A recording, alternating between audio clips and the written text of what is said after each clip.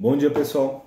Eu inicio hoje uma série de vídeos sobre o filósofo francês Louis Lavelle, mais precisamente com lições de sabedoria que eu peguei com ele e que eu acho que qualquer pessoa pode aplicar. São lições que me transformaram interiormente de um jeito muito bacana, então se eu puder propagar isso, eu vou ficar muito feliz. E também propagar a obra dele, né? O Lavelle já está bastante conhecido depois dos trabalhos do professor Olavo aqui no nosso país, né? Com curso, com livro sobre ele, aqui é a introdução à filosofia do Louis Lavelle, é muito bom esse livro. E já tem uma galera considerável aí que conhece o Lavelle. Entretanto, no canal pode ter gente aí que nunca ouviu falar, ou que já ouviu falar, mas não teve o start ainda de iniciar, né, de emergir nas obras dele. Então, o vídeo tem essa série que eu começo agora, na verdade, tem esses propósitos, então, né? Propagar essas lições de sabedoria e propagar o próprio Lavelle, que é meu escritor predileto. Até o momento não tem ninguém que tenha exercido sobre a minha alma um efeito tão bonito quanto o que ele exerceu. Falar antes de entrar na lição de hoje, que vai dizer respeito aos maus pensamentos nossos, eu vou falar um pouquinho sobre o Lavelle em si, de modo bem rápido, só para quem não conhece aí ter uma ideia, né? Ele foi um filósofo do século XX, um filósofo de uma abrangência de temas bastante legal, mas os principais temas aos quais ele se debruça são metafísica, né? Moralidade, encontro entre dois seres. Ele tem uma obra vasta. Aqui, por exemplo, aqui já escapa essas coisas, né? Em certo sentido. Por exemplo, a primeira parte desse livro é ciência. Aqui, a ciência estética metafísica. Ele está analisando até as descobertas da física quântica, vai falar de um monte de coisa. Mas esse lance de metafísica, a construção do ser de cada um de nós sobre nós mesmos, são os temas mais recorrentes, pelo menos, do que eu li da obra dele até o momento. Sobre construção de si, né, o Lavelle fala que cada um de nós é como se fosse um pintor. Ele usa essa imagem que eu acho belíssima, como se fosse um pintor que a cada rodada, a cada ato nosso, a gente pode estragar, pode dar uma pincelada ali horrenda, né, e estragar a obra que está em construção, que no caso nós mesmos. E quando a gente morre, então essa obra ela está definida e nós entregamos, ela passa a ser um patrimônio da humanidade, né? Não tem mais o que alterar. Então é belíssimo. Que tipo de pintura eu estou fazendo? É muito legal pensar nisso, né? Ou se minha vida fosse um filme, que filme seria? Que tipo de história seria, né? Que tipo de história eu estou contando aqui na Terra? É uma pergunta absolutamente crucial e quem não a faz corre sérios perigos. O Lavelle tem alguns episódios da vida dele que são muito interessantes. Por exemplo, ele serviu na Primeira Guerra Mundial e ele ficou preso em campos alemães, né? E tem um relato de um amigo dele que diz, um cara que conviveu com ele na prisão, falou assim: nossa, parecia que estava todo mundo na guerra e ele não. Tamanha era a serenidade dele lá. Inclusive lá ele começou a escrever sua tese de doutorado, né? E embora você perceba que é claro que ele sofria ali também, né? Como que dá para saber disso? Nos cadernos de guerra, que são justamente anotações dele durante a guerra, ele fala que queria que a guerra acabasse, toda aquela coisa. Você vê que aqui do exército uma pressão, sim, sem dúvida. Fala como o negócio do tempo muda, né? Porque a qualquer momento você pode morrer. Você imagina que coisa interessante. Mas claro que ele mantinha uma centralidade muito maior que as outras pessoas, porque era uma pessoa de uma interioridade assim absurda, absurdamente profunda e forte e rica. Outro dado biográfico interessante, esses dois eu peguei do livro do Olavo, que é uma introdução a ele, tá? Outro dado muito interessante é que, além desse do colega, que deu esse depoimento, é que, em certa ocasião, ele estava morando numa pensão e começaram a surgir boatos de que ele estava tendo um caso com a mulher do dono da pensão. E aí o dono da pensão chamou um indivíduo ali do governo para dar uma investigada no caso, né? E quando o cara chegou lá que conversou com o Lavelle, falou: puta, esse cara aqui é brilhante. Vamos fazer assim, vou transferir você para outro lugar, a gente vai dar uma bolsa para você no lugar X, você vai ficar morando assim, assado. E de fato não dá para saber se ele teve um caso com a mulher ou não, isso aí não se tem certeza até hoje, mas a providência ajudou, né? Inclusive o Lavelle fala bastante de providência e é lindo. Então, pessoal, a lição de hoje diz respeito aos nossos maus pensamentos. O Lavelle fala que nem todos os pensamentos ruins que temos são de nossa responsabilidade. E ele não fala isso como uma espécie de fuga, de evasão barata, não, mas ele diz o seguinte, que não há homem no qual não exista uma inclinação ao mal, e nós não devemos nos perturbar tanto com isso.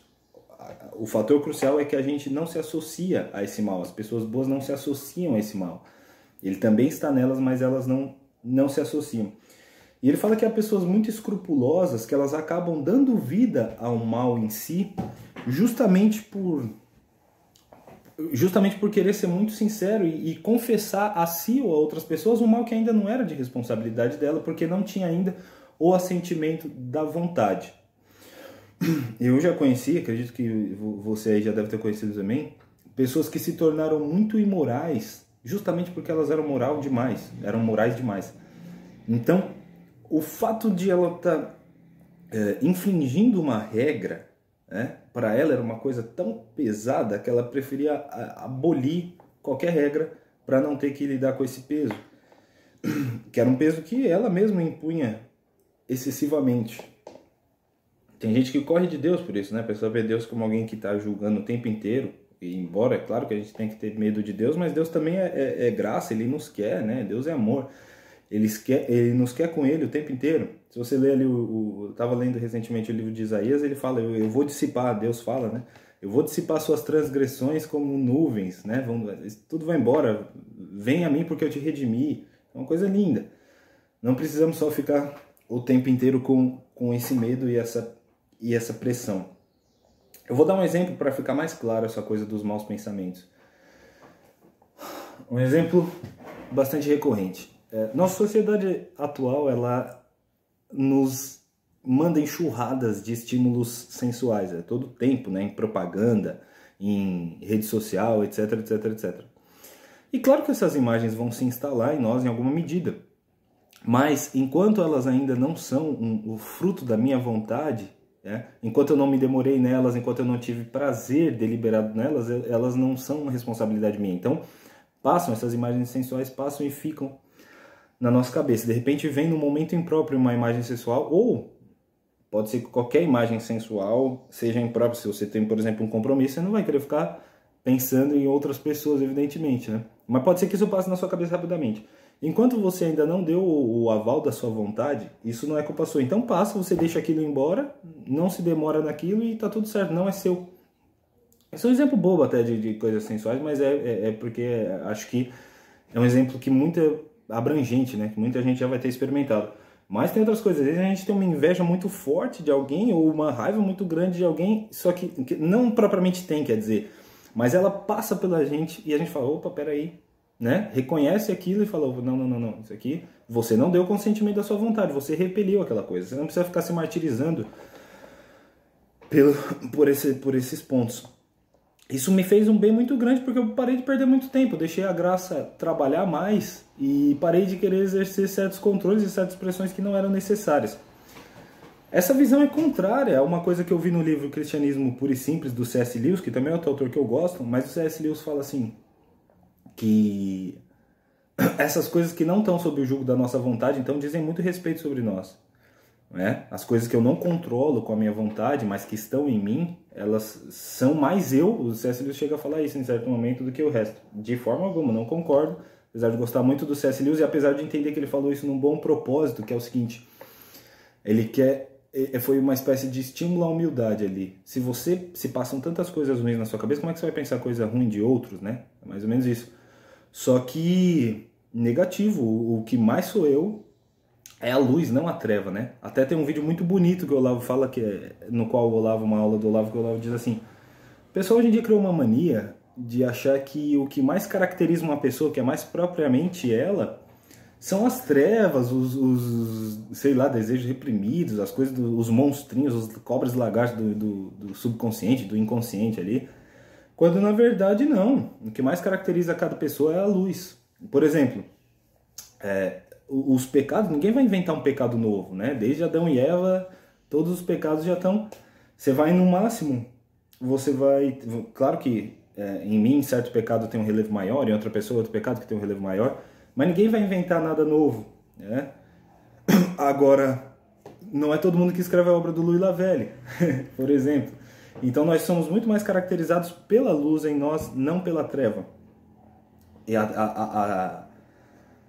até quando, o professor Olavo fala assim, até quando o indivíduo ele não se realiza, ele não realiza aquela luz, né? E aquilo fica na treva da possibilidade, aquele potencial maravilhoso que ele tinha não se efetiva, você vai reconhecê-lo mais individualmente pela luz que ele não teve do que propriamente pela treva, né? Porque propriamente pelos monstrinhos ali. Isso é uma coisa belíssima de se pensar. Então a lição de hoje é essa, né? Nem todos os maus pensamentos são de sua responsabilidade. Deixa a graça atuar. E como eu disse, essa lição, por exemplo, ela está presente na obra, em vários pontos da obra do Lavelle, mas desse jeito que eu estou falando está mais comprimido ali no livro A Consciência de Si, que é um livro também que eu tenho PDF. Se vocês quiserem, deixa o seu e-mail aí que eu anexo. Eu, na verdade, te mando por e-mail o PDF dessa e de outras obras dele, dos Cadernos de Guerra, que eu mencionei também, enfim. São livros muito belos, muito luminosos. Então a lição de hoje é essa. Até a próxima, pessoal.